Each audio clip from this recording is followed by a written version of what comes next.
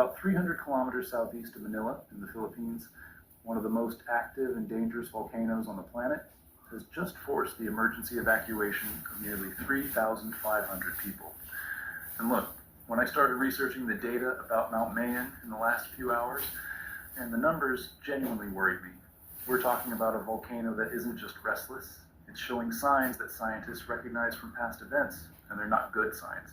On January 6th, 2026, at 13:20 local time, the Philippine Institute of Volcanology and Seismology, known as PHIVOLCS, raised Mayon's alert level to 3. This means high probability of a hazardous eruption. Let me explain what's happening there right now and why it matters. Mount Mayon is located in Albay province in the northeastern Philippines. And you know that classic volcano image we draw as children, that perfect cone? Well, that's exactly what Mayon looks like. Standing 2,462 meters tall, about 8,000 feet for those using American measurements.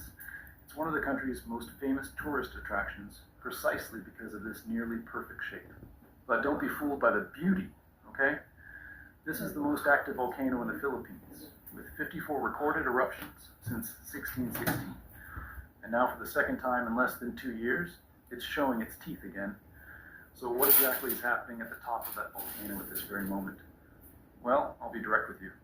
There's a lava dome growing at Mayon's summit, and this dome is collapsing. Think with me for a second. When very thick, almost pasty lava comes out of the volcano, it doesn't flow like water, it accumulates at the top, forming like a cap. But this cap is extremely unstable. And when pieces of it collapse, look what happens. Scientists recorded 100. That's right, 100 pyroclastic density currents in the last 24 hours. These currents, known locally as Uson, are basically supersonic avalanches of extremely hot gas, ash, and rock fragments that descend the slopes at speeds that can reach, wait, let me check here, more than 100 kilometers per hour. It's impossible to escape them if you're in their path. And the numbers that PHIVOLCS released are impressive. Since January 1st, 2026, 346 rockfall events and 4 volcanic earthquakes have been recorded. Now compare this with previous data. From November to December 2025 combined, there were 599 rockfalls. Do you see the pattern? In less than a week, Mayon produced more than half the activity of the previous 2 months. This is a brutal increase in activity.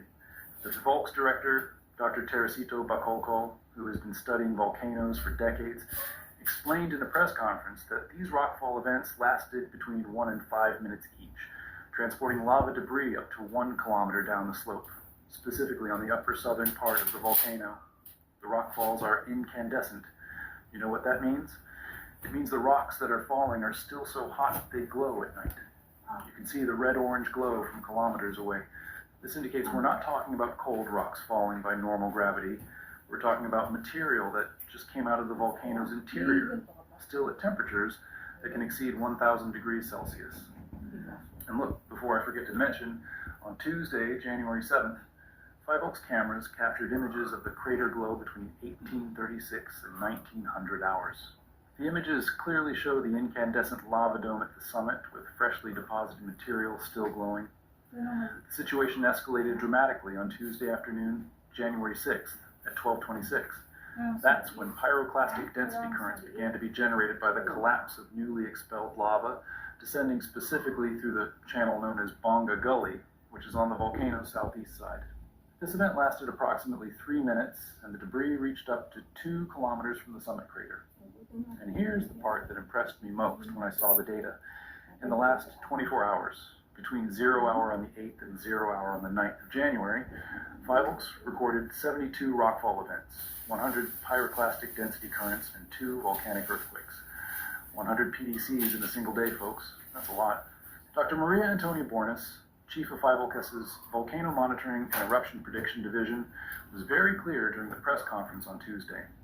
She said the most likely scenario now is similar to what happened in 2023, when Mayon remained at alert level 3 for 6 months. But there's a critical difference this time: ground deformation. Continuous GPS data, electronic tilt meters, and electronic distance measurements show that the volcano's edifice, like its entire structure, continues to be inflated since June 2024, especially in the eastern and southeastern sectors. This means there's magma pressure pushing from below. As Dr. Bornes herself explained, if the the slow extrusion of the lava dome and short lava flows continue, Alert Level 3 may be maintained for several months, just as happened in 2023.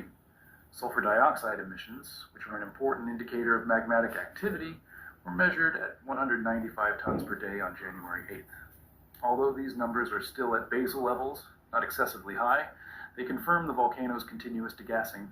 The observed volcanic plume rose up to 1,000 meters, about 3,000 feet, drifting west-southwest. And here's a concerning detail.